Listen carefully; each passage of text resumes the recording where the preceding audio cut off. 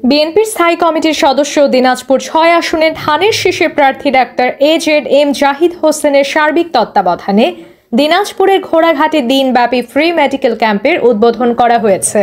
আজ শুক্রবার সকাল 10টায় উপজেলার ওসমানপুর উচ্চ বিদ্যালয় মাঠে এই ক্যাম্পের উদ্বোধন করেন তিনি।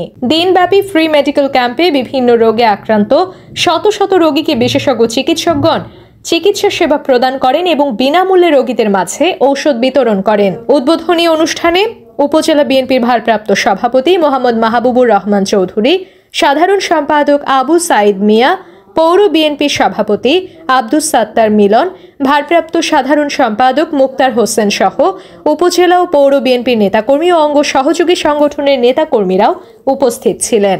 কালকে মাইকিং করে শুনছি যে আমাদের ৬ আসনে doctor AZM Zahid sir Bangladesh জাতীয়তাবাদী দল থেকে ঘোড়াঘাটে আমাদের ফ্রি ক্যাম্পিং মেডিকেল ক্যাম্পিং ও ওষুধ বিতরণ করবে, সেজন্য আমরা আজকে সবাই এখানে আসছি। আমি এখানে আসছি।